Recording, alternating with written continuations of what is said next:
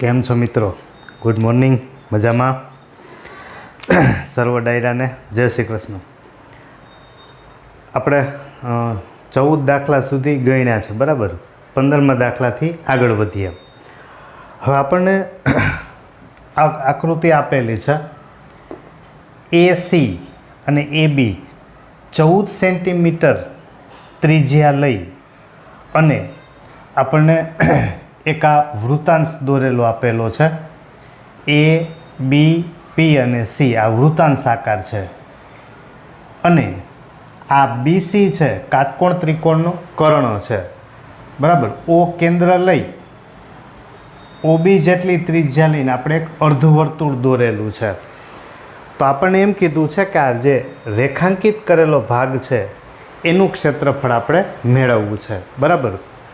તો આપણે આમ આકૃતિ ઉપરથી જ સીધી ખબર પડી જાય કે આ વૃત્તાંશ આકાર છે. વૃત્તાંશ આકાર એમાંથી આપણે આ ત્રિકોણને કાઢી લઈએ. આ ત્રિકોણને કાઢી લઈ એટલે આ ભાગ મળે, આ જેને આપણે લઘુ વૃત્તખંડ કહીએ છીએ, બરાબર? આ જે ભાગ છે લઘુ વૃત્તખંડ, આ OB જેટલી ત્રિજ્યા લઈ અને આપણા અર્ધવર્તુળ દોરેલું છે. તો રેખાંકિત ભાગનું ક્ષેત્રફળ મેળવવું હોય, રેખાંકિત ભાગનું ક્ષેત્રફળ, બરાબર? પહેલાં આપણા અર્ધવર્તુળનું ક્ષેત્રફળ લઈ અર્ધવર્તુળનું ક્ષેત્રફળ માઇનસ O કેન્દ્ર લઈ OB જેટલી ત્રિજ્યા લઈને અર્ધવર્તુળ દોર્યું, બરાબર? અર્ધવર્તુળ દોરીએ એટલે આપણને આ ભાગ મળી જાય. એમાંથી આપણે આટલો ભાગ આપણે બાદ કરવો છે, આટલો ભાગ બાદ કરવો છે જે લઘુ વૃત્તખંડ છે. તો માઇનસ લઘુ વૃત્તખંડનું ક્ષેત્રફળ, બરાબર? તો હવે અર્ધવર્તુળનું ક્ષેત્રફળ છે અર્ધવર્તુળ, તો આખા વર્તુળનું ક્ષેત્રફળ πr² એના છેદમાં 2 માઇનસ લઘુ વૃત્તખંડ જોઈએ છે, બરાબર? તો આપણે અલગથી પહેલાં લઘુ વૃત્તખંડનું ક્ષેત્રફળ મેળવી લઈએ. તો લઘુ વૃત્તખંડનું ક્ષેત્રફળ જોઈએ છે, બરાબર? તો વૃત્તાંશ, લઘુ વૃત્તાંશ ABPC ABPC નું ક્ષેત્રફળ, લઘુ વૃત્તાંશ માઇનસ આ ત્રિકોણ છે, ત્રિકોણ ABC નું ક્ષેત્રફળ, બરાબર? હવે તો કે લઘુ વૃત્તાંશનું ક્ષેત્રફળ છે, તો લઘુ વૃત્તાંશનું πr² થીટા છેદમાં 360 માઇનસ ત્રિકોણ કાટકોણ છે એટલે 1/2 પાયો AC વેધ AB, બરાબર?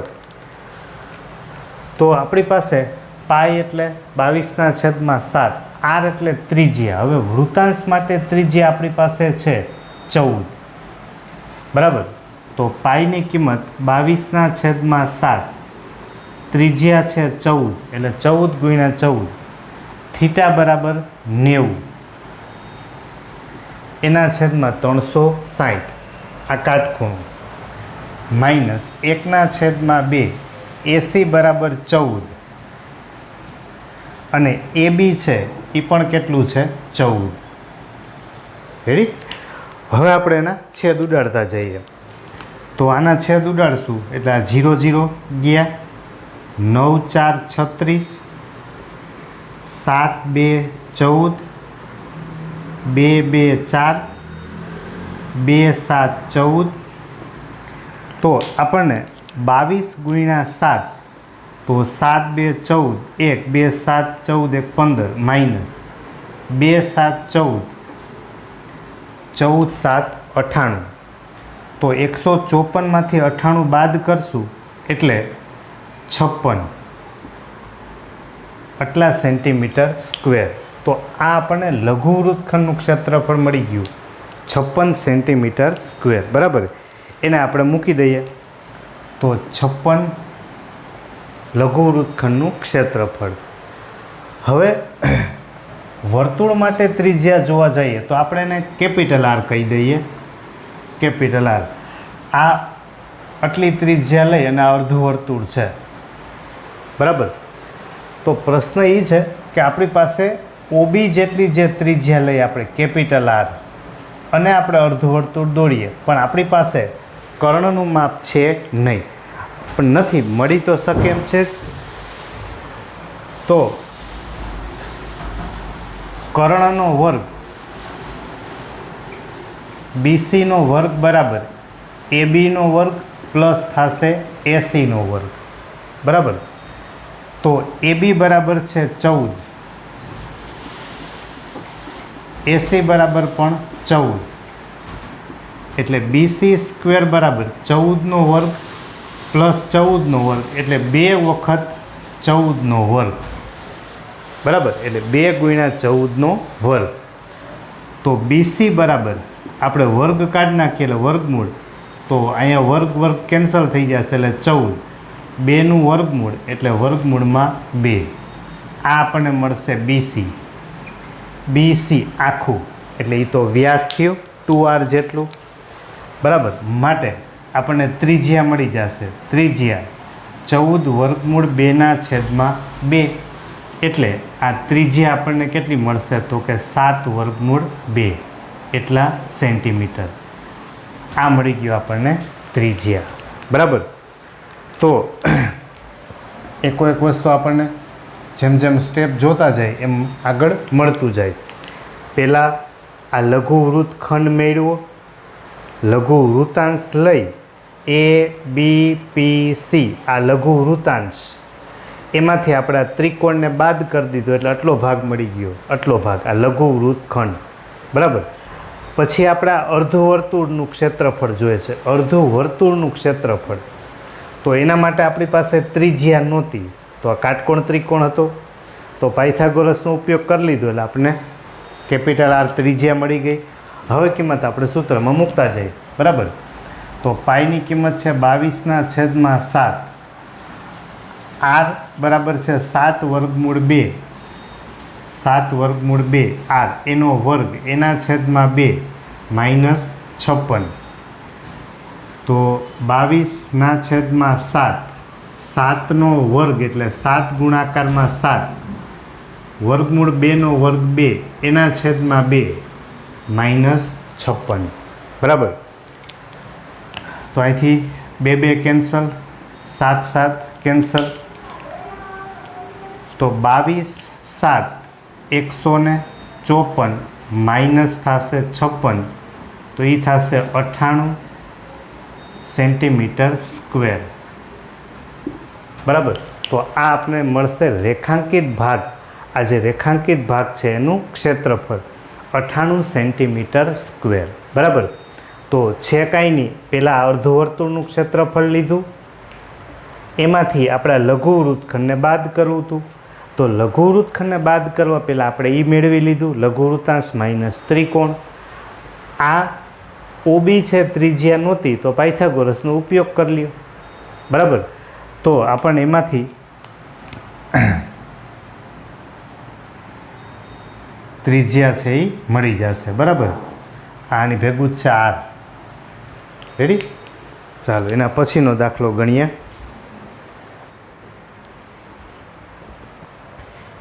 એની આગળ 16મો દાખલો.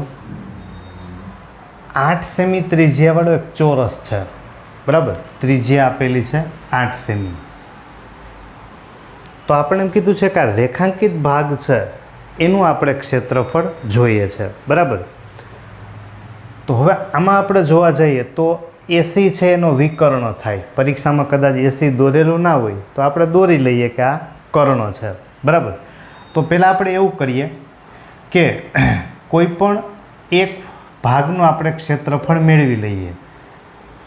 જો પહેલાં હું આટલો ભાગ ભૂસી નાખું છું, બરાબર. પહેલાં આપણે આટલો ભાગ મેળવી લઈએ આગલા દાખલાની જેમ જ. એ બી સી અને પી આ વૃત્તાંશ આકાર થઈ ગયો. આમ આ વૃત્તાંશ આકાર થઈ ગયો. એમાંથી આપણા ત્રિકોણને ક્ષેત્રફળ, આ ત્રિકોણને આપણે બાદ કરી દઈએ એટલે આટલો ભાગ આપણને મળી જાય. ટૂંકમાં લઘુ વૃત્તખંડ થયું. બરાબર. આ બે લઈ અને આ ચાપ આ જીવા, તો આ લઘુ વૃત્તખંડ મળ્યું. એક લઘુ વૃત્તખંડ મળી જાય એનું ડબલ કરી નાખશું એટલે બે ભાગનું આપણને ક્ષેત્રફળ મળી જશે. બરાબર. ચાલો તો પહેલાં આપણે લઘુ વૃત્તખંડ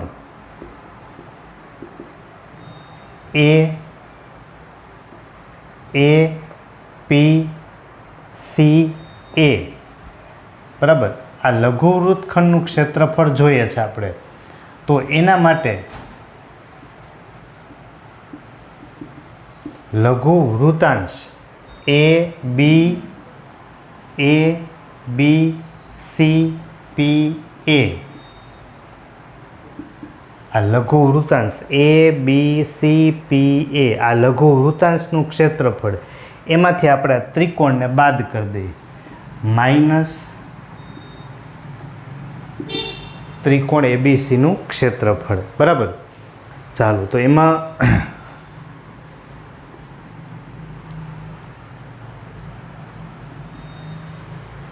લઘુ વૃત્તાંશ છે, તો લઘુ વૃત્તાંશનું સૂત્ર આપણી પાસે છે πr² છેદમાં 360 માઇનસ ત્રિકોણ, ત્રિકોણ એટલે 1/2, પાયો 8, એને ગુણ્યા વેધ પણ કેટલો છે 8.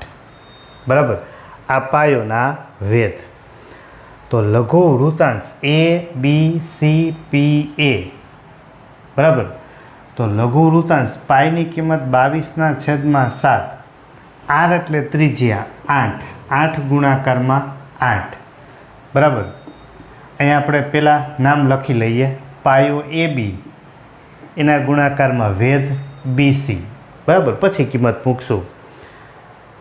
થીટા આપણી પાસે છે 90, કારણ કે ચોરસ છે, બધા ચોરસ હોય એટલે બધા ખૂણા કેવા હોય તો કે કાટખૂણા. એના છેદમાં 360 માઇનસ 1/2, એ બી એટલે 8 અને બીસી પણ કેટલું છે 8.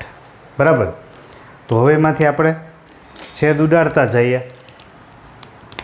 તો 9 4 36, 4 2 8. બરાબર. એટલે આ થશે 22 ગુણાકારમાં 16, એના છેદમાં 7 માઇનસ 2 4 8, 8 4 32, એના છેદમાં કાંઈ નથી તો 1. બરાબર. તો 22 એને ગુણ્યા 16 માઇનસ, અહીંયા આપણે લસા લઈએ, છેદનો ગુણાકાર 7 × 7, ચોકડી ગુણાકાર 32, એને ગુણ્યા કેટલા 7. બરાબર. તો પહેલાં આપણે 22 ગુણ્યા 16 કરશું. બરાબર. તો 22 એને ગુણ્યા 16 એટલે 352 માઇનસ 32 ગુણ્યા 7 224, એને ભાગ્યા 7, તો 354 માઇનસ કરશું આપણે 224. બરાબર. તો એ થશે 130, સોરી 130 નહીં થાય, 352 માઇનસ 224, 128 થશે. 128/7 એટલા સેન્ટીમીટર સ્ક્વેર. તો આ આપણે મળ્યું લઘુ વૃત્તખંડનું ક્ષેત્રફળ. કયો લઘુ વૃત્તખંડ? તો કે એ પી સી અને એ, આ ભાગ, આટલા ભાગનું આપણે ક્ષેત્રફળ મળી ગયું. બરાબર. હવે આપણે એનું બમણું કરવું છે, એટલે કે રેખાંકિત ભાગનું ક્ષેત્રફળ. બરાબર. તો આપણી પાસે એ પી સી એ પી સી અને એ આ લઘુ વૃત્તખંડ છે. બરાબર. આ લઘુ વૃત્તખંડનું ક્ષેત્રફળ, એના ગુણાકારમાં કેટલા લેશું આપણે 2. તો આ મળ્યું આપણને 128/7 એને ગુણ્યા 2, 128/2 એટલે 256/7 એટલા સેન્ટીમીટર સ્ક્વેર, બરાબર.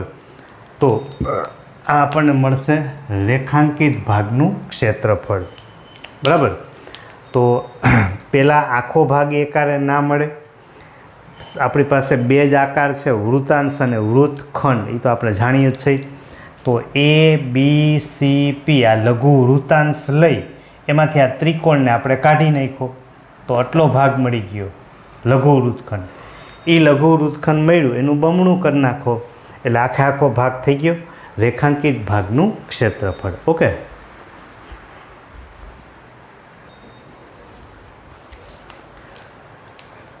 હવે મિત્રો આપણે સ્વાધ્યાય 12.1, 12.2 અને 12.3 આ ત્રણેય પૂરા કર્યા, બરાબર. 16મા દાખલા 12.3 પૂરું થઈ ગયું. પહેલા લેક્ચરમાં આપણે ઉદાહરણ પહેલું ગણ્યું હતું. હવે આપણે આગળ બધા ઉદાહરણ ગણશું, જેથી તમારે સ્વાધ્યાયના દાખલા અને ઉદાહરણના દાખલા છે એકદમ ક્લિયર તૈયાર થઈ જાય, બરાબર. પછી છતાંય કાંઈ પ્રોબ્લેમ એવું લાગે ક્યાંય તો પાછું મને કહેજો, બરાબર. મતલબ કે ક્યાંય કોઈ સ્ટેપમાં એવો પ્રોબ્લેમ લાગતો હોય પછી આપણે વધારાના ટૂંકા પ્રશ્નો ગણશું. રેડી? ચાલો, તો પહેલું ઉદાહરણ આપણે પહેલા વિડીયોમાં ગણી ગયા છીએ. ઉદાહરણ બીજું, ત્રિજ્યા આપેલી છે 4 સેમી, કેન્દ્ર પાસે ખૂણો બને θ30. તો આપણે કીધું વૃત્તાંશનું ક્ષેત્રફળ કેટલું અને ગુરુ વૃત્તાંશનું ક્ષેત્રફળ કેટલું, બરાબર. વર્તુળની અંદર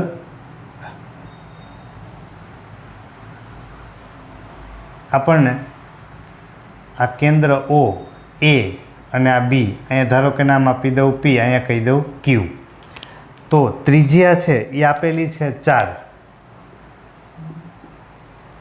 બરાબર. થીટા કેન્દ્ર એ આપેલો છે 30.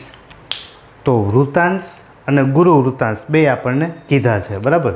તો પહેલાં આપણે વૃત્તાંશ મતલબ લઘુ વૃત્તાંશ, તો લઘુ વૃત્તાંશનું ક્ષેત્રફળ એનું સૂત્ર છે πr² એના છેદમાં 360. તો પાઈની કિંમત આપેલી છે 3.14 એટલે 314/100. આર એટલે ત્રિજ્યા, 4 ગુણાકારમાં 4, θ30 એના છેદમાં 360, બરાબર. તો આ 0 0 ગયા, આને ઉડાડશું તો 4 9 36, 3 3 9, બરાબર. તો ઉપર વધશે આપણી પાસે 314 ગુણાકારમાં 4 એટલે 4 તેરી 12 ને 14 ચોકું 56, 1256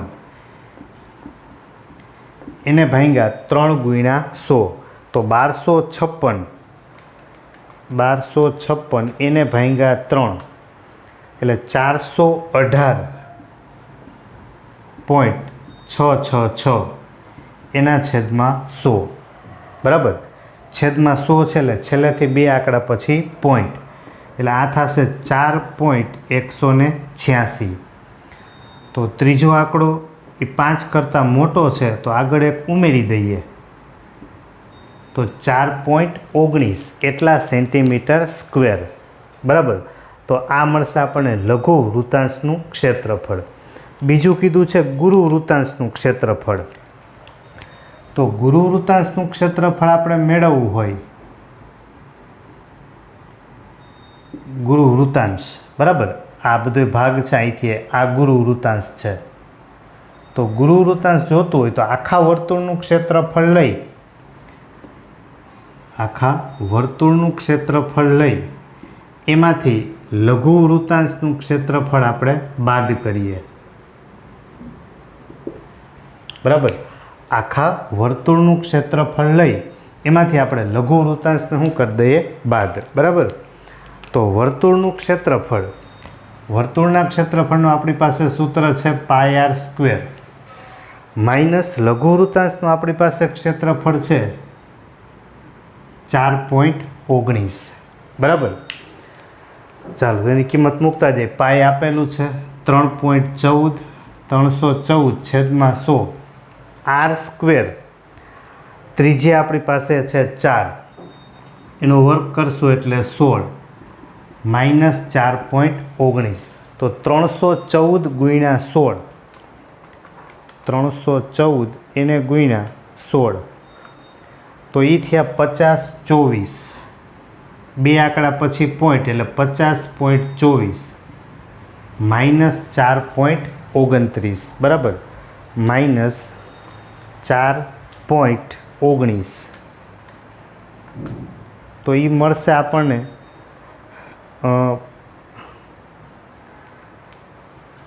50.24 સોરી ગણતરીમાં 50.24 માઇનસ એમાંથી આપણે બાદ કરવાના છે 4.19 તો 46.05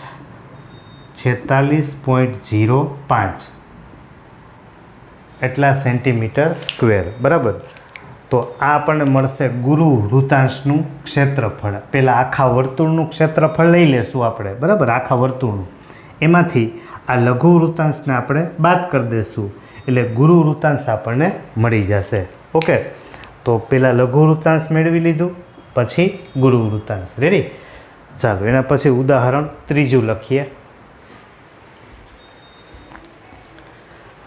ઉદાહરણ ત્રીજું એમાં આપણને એક વૃત્તાંશ આપેલો છે OAYB ત્રિજ્યા આપેલી છે 21 કેન્દ્ર પાસે ખૂણો આપેલો છે 120 બરાબર બધા સ્વાધ્યાયના દાખલાનું જ રિપીટેશન છે પણ પ્રેક્ટિસ જરૂરી છે કેન્દ્ર પાસે ખૂણો બને છે 120 તો આપણે એમ કીધું કે AYB આ જે લઘુ વૃત્તખંડ બને છે લઘુ વૃત્તખંડ એનું ક્ષેત્રફળ આપણે મેળવવું છે બરાબર તો સૌથી પહેલાં આપણે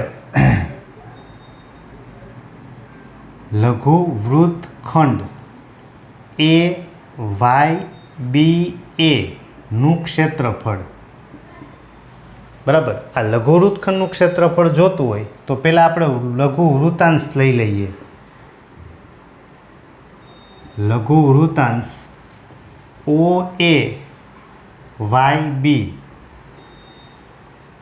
આ લઘુ વૃત્તાંશનું ક્ષેત્રફળ OAYB આ લઘુ વૃત્તાંશ એમાંથી આપણે ત્રિકોણનું ક્ષેત્રફળ ત્રિકોણ OAB નું ક્ષેત્રફળ આપણે બાદ કરશું બરાબર તો આ લઘુ વૃત્તાંશ OAYB આ લઘુ વૃત્તાંશ એમાંથી આપણે ઉપરનો ત્રિકોણ છે એને બાદ કરી દઈશું બરાબર હવે લઘુ વૃત્તાંશનું ક્ષેત્રફળ લખીએ તો આપણી પાસે સૂત્ર છે કે πr²θ/360 માઇનસ ત્રિકોણનું ક્ષેત્રફળ હવે અહીંયા પ્રશ્ન થાય કે ત્રિકોણ કયો લેવો મતલબ આપણે નામ તો કોઈ આપેલું છે નહીં કાટકોણ છે કે સમબાજુ છે બરાબર તો આપણે એ આપણી રીતે નક્કી કરવું પડે તો કેન્દ્ર પાસે 120નો ખૂણો છે બરાબર તો એને સમજવા માટે આપણે એને અલગ દોરી લઈએ આ OAB અહીંયા બાજુનું માપ છે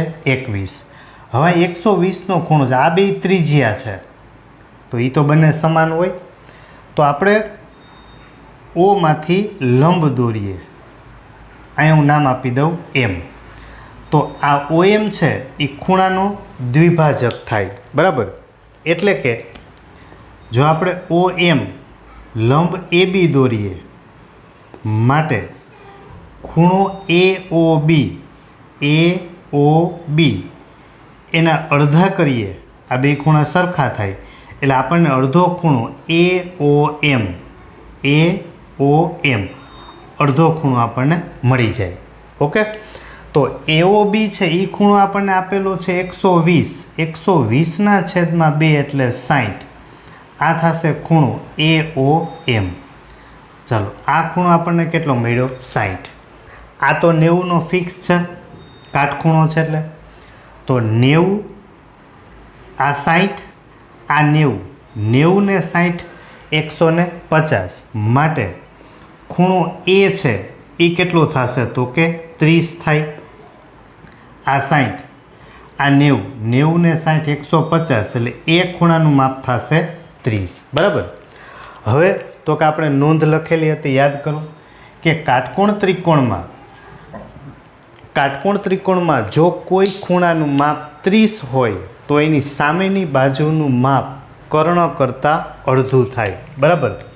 જો એ ખૂણો 30 નો હોય તો એની સામેની બાજુનું માપ OM એનું માપ એ કર્ણ કરતાં અડધું થાય. તો OM બરાબર OA બરાબર છે 21/2 તો આ OM મળી ગયું આપણે 21/2 બરાબર. ચાલો OM આ મળ્યું 21/2.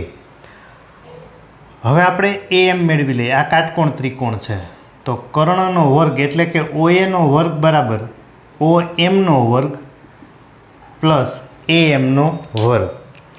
તો OA બરાબર છે 21 નો વર્ગ OM બરાબર છે 21/2 એનો વર્ગ પ્લસ AM નો વર્ગ. તો 21 નો વર્ગ એટલે 441 બરાબર 441/4 પ્લસ AM નો વર્ગ. અને આપણે આ સાઈડ લઈ લઈએ બરાબર ને આ બાજુ લેશું તો 441 માઇનસ 441/4 એના બરાબર થશે AM નો વર્ગ. હવે આપણે અહીંયા 4 લસા લઈએ બરાબર. આના છેદમાં કાંઈ નથી એટલે 1.